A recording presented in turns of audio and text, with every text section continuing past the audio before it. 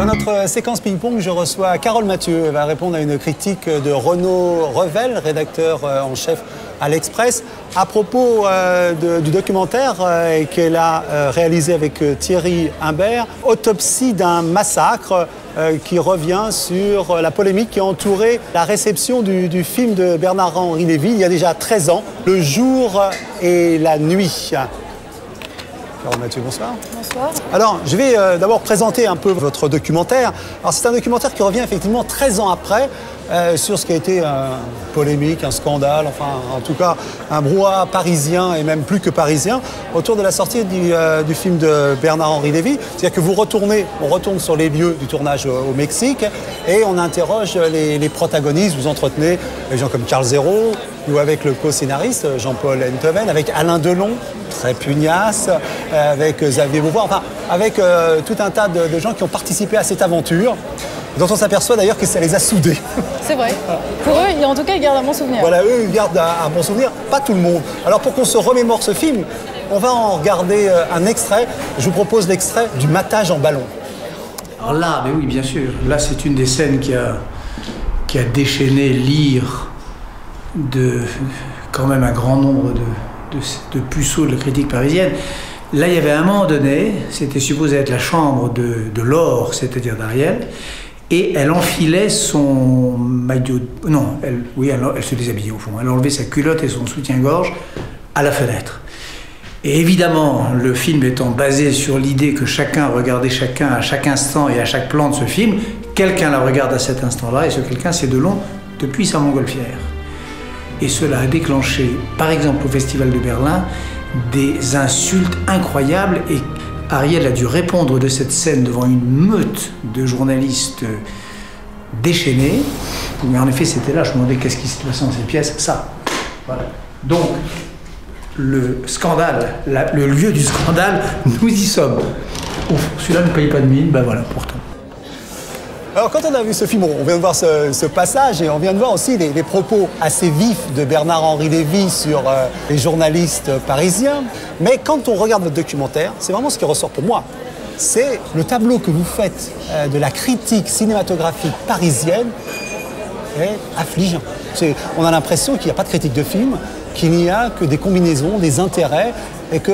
Où est l'art, où est le cinéma là-dedans? C'est vrai que, en tout cas, pour ce cas-là, il y avait quelque chose d'un peu particulier qui s'est passé autour de ce film. Et pour nous, c'est un peu un cas d'école au niveau de la critique. C'est vraiment le jeu des médias. C'est-à-dire que tout le monde voulait parler de ce film. Avant sa sortie, tout le monde voulait recevoir le couple BHL, Ariel Dombal. Tout le monde voulait Alain Delon. Tout le monde voulait faire des couvertures. Tout le monde voulait parler de ce film. Donc là, c'est pas qu'on critique la critique. Surtout, je sais qu'il faut surtout pas critiquer la critique. Ils le disent, vous le dites, c'est dans le documentaire. On ne critique pas. On ne critique pas la critique. C'est trop dangereux, c'est ça? C'est trop dangereux et surtout, ça c'est mon avis. Alors, je pense que c'est vrai que les critiques ont tout le temps cette envie de dire qu'ils sont libres. Je suis plus mitigée sur ce sujet. Je pense qu'on n'est pas si libre que ça. Écoutez, il y a quand Quel même... que soit son rôle, on n'est pas si libre. Prenons quelques exemples. Quelques exemples dans votre... Vous avez une critique, on ne donnera pas son nom, les gens vont lire, qui dit on ne critique pas un film de France 2. Alors donc, comme on ne critique pas un film de France 2, j'ai essayé de trouver un biais pour savoir comment en parler. Plusieurs critiques disent ça. Un autre dit, je sais comment on obtient un grand papier dans la presse. On sait aussi qu'il y a eu des critiques vexées parce que dans le plan de communication de Bernard-Henri Lévy, il y avait le premier cercle, ceux qui étaient invités, les autres n'étaient pas invités, donc il ne nous a pas invités, donc on l'attend. C'est bien ce que j'ai entendu dans votre documentaire. Tout à fait. Alors, c'est vrai que vous connaissez le montage. On peut évidemment orienter les choses, mais je n'ai pas forcé ces critiques à me dire ça non plus. J'ai géré toutes les interviews et c'est eux qui ont dit ce genre de choses. Après, c'est vrai que quand on travaille par exemple pour une chaîne et qu'on n'a pas forcément aimé un film, on va quand même lui trouver des avantages.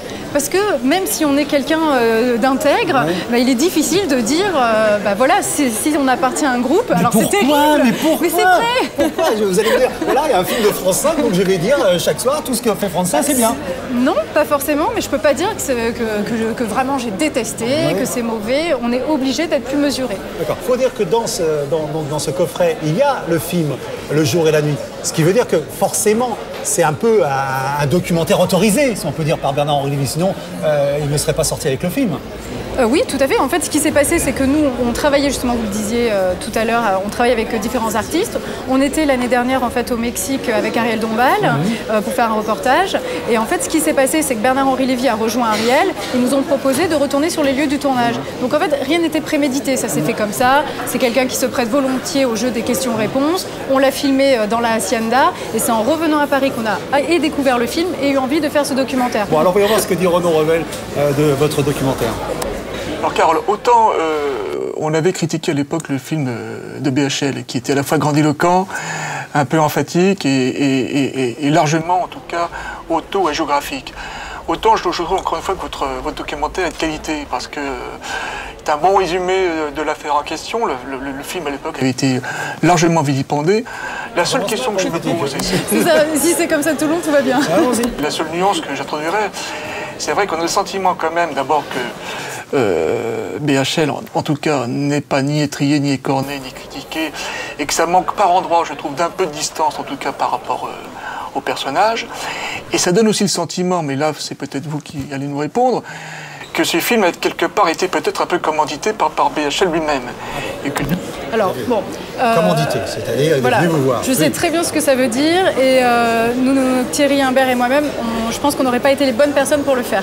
Parce qu'on on est une société indépendante, on tient beaucoup à cette indépendance, et si vraiment on avait été obligé de faire un film, on ne l'aurait pas fait. Première chose. Deuxième chose, ça voudrait dire qu'il est très fair-play, parce que effectivement c'est un documentaire qui est proposé avec son film, et on laisse quand même parler certains critiques qui disent que le film est nul, qu'il est plat, qu'en tant que réalisateur il ne sert à rien, que tout ça ne sert à rien. Enfin bon, on parle de cette platitude qui ne sait pas capter le Mexique. Enfin, on casse quand même beaucoup le film dans ce documentaire. C'est vrai. C'est que ce film aurait peut-être été commandité, c'est dans l'écriture même, c'est dans la manière dont le récit est avancé, dans l'écriture du reportage et du film lui-même, dans les propos tenus en tout cas que vous tenez à l'encontre de BHL, à l'égard de BHL. Toute la coloration, je dirais, toute la tonalité, toute la petite musique de ce film fait penser quand même que Bernard-Henri Lévy, dans ce film-là, quand même, est plutôt bien traité, ce qui est le cas. La seule question qu'on peut... Alors, la petite musique. La petite musique. Alors, c'est vrai que nous, on a récolté des témoignages. Après, notre boulot au montage, c'est d'ajouter une petite dramaturgie. On avait des images au Mexique. C'est pour ça qu'on n'a pas voulu intégrer d'ailleurs Bernard-Henri Lévy dans le documentaire. Voilà, il y avait quelque chose d'assez magique parce que c'était une émotion sincère. Il est retourné au Mexique 13 ans après. Il était avec son épouse. Il s'est passé quelque chose émotionnellement. Il était réellement ému. Et ça, on a eu envie en tout cas de le préserver. À savoir que nous aussi, et ça je pense que c'est quelque chose d'important, on a découvert ce film en ayant d'abord vécu ça avec eux. C'est-à-dire, ils nous en ont parlé, il y a eu quand même quelque chose de passionné dans leur explication. Et c'est vrai que pour moi, quelle que soit l'œuvre, si on est accompagné, on est forcément plus favorable. Votre regard a changé sur le film après? Moi, je ne l'avais pas vu avant. Je ne l'avais pas vu avant, donc je me rappelais juste du matraquage, des affiches dans le métro. Mais forcément, oui, voilà, j'étais vraiment prédisposée quelque part, peut-être, en tout cas à m'intéresser à ce film. Et on l'a en tout cas assez aimé pour avoir envie de le sortir en DVD et de travailler plusieurs semaines sur cette enquête. D'ailleurs, une scène assez émouvante sur le vertige. C'est-à-dire un moment où il reconnaît son vertige, alors que ce film est beaucoup construit sur le vertige. Tout à fait. Et puis il y a des choses aussi, c'est-à-dire que nous, qui nous a confié en aparté, mais peut-être qu'il a eu aussi envie à l'époque, donc quand il était dès l'écriture de ce long métrage, il a eu envie d'écrire ce film pour Ariel Dombal, qui est comédienne. Oui, c'est une lettre d'amour. Voilà, tout à fait. Et c'est vrai que voilà, moi je suis un peu romantique, hein, je vous avoue. Non, mais écoutez, des choses qui me séduisent. Écoutez, vous avez été séduite. On peut se poser également, c'est que qui ça intéresse. Effectivement, c'est vrai que le film est ancien. Le film, peu de gens l'ont vu à l'époque et aujourd'hui, je ne sais pas qui s'en souvient. Donc je m'interroge également sur la finalité de cet ensemble. Il y a l'évidence. Oui, alors qui s'intéresse aujourd'hui? Ça peut intéresser effectivement. Déjà, il y a quand même des ingrédients assez incroyables dans ce film. C'est la musique de Maurice Jarre, Alain Delon, Lorraine Bacall. Non, mais le casting, voilà. est donc c'est déjà les gens qui aiment ce genre de film. C'est un film un peu qui se voulait, en tout cas lyrique. Donc je pense que ça peut intéresser pas mal de monde. Et c'est vraiment, ça peut intéresser des cinéphiles et des étudiants au cinéma. Mais vous, si vous aviez aujourd'hui à dire, voilà, il y a des jeunes gens qui sont là, de dire ce qu'est ce film, qu'est-ce que vous diriez aux gens qui nous écoutent? C'est quoi l'histoire de ce film pour vous? Je pense que c'est vraiment une histoire. En fait, les gens ont vraiment critiqué, et c'est dit dans le documentaire, Bernard-Henri Lévy qui se veut réalisateur. Et ça, je pense que déjà, personne ne lui a pardonné, personne ne lui a donné l'opportunité d'être réalisateur et de faire du cinéma. Comme en plus, il a eu la chance d'avoir beaucoup de choses très positives, très hautes, tout de suite. On a parlé du réseau, voilà. Voilà. C'est clair qu'on l'attendait au tournant. En même temps, je pense que c'est quand même une proposition intéressante. Il y a vraiment plusieurs lectures et mais vous avez remarqué, Carole Mathieu, que vous étiez incapable de pitcher ce film et d'en dire, j'allais dire, la substance. C'est impossible à résumer. On est d'accord? La substance, le film, vous voulez que je fasse le synopsis? Non, pas synopsis. C'est-à-dire, si on avait à dire en quelques lignes, quel est le propos de ce film, que diriez-vous? Le propos, c'est une histoire d'amour sur fond d'un écrivain en pleine déchéance qui parle de vieillesse, d'amour, donc des choses qui peuvent paraître être des clichés, mais qui ne le sont pas puisque c'est la vie. Même une démarche commerciale, oui, parce que c'est pas un hasard quand même s'il y a à la fois autant de battage médiatique, qu'il y a une opération de marketing qui accompagne le lancement de ce film, le coffret en question. On a le sentiment que tout ça quand même fait partie d'une politique de communication assez bien orchestrée, bien réalisée, bien faite, mais que tout ça, encore une fois, n'est pas dû au simple hasard. Ok, alors là, je vais vous dire, ça me fait rire, vous savez pourquoi? Parce que je suis très fière d'entendre cette critique. Ouais. Pourquoi? Parce qu'on est une petite équipe et qu'on n'a absolument pas profité de ce fameux réseau de Bernard-Henri Lévy, qu'on a travaillé tout seul, qu'on a tout fait, on a produit, on a réalisé, on a fait les interviews, on a fait la jaquette, on a négocié les prix pour faire le pressage des DVD. Quelque part, j'aurais vraiment aimé bénéficier un peu plus de ce réseau. Je serais ravie de participer à d'autres émissions. Mais ça va se faire.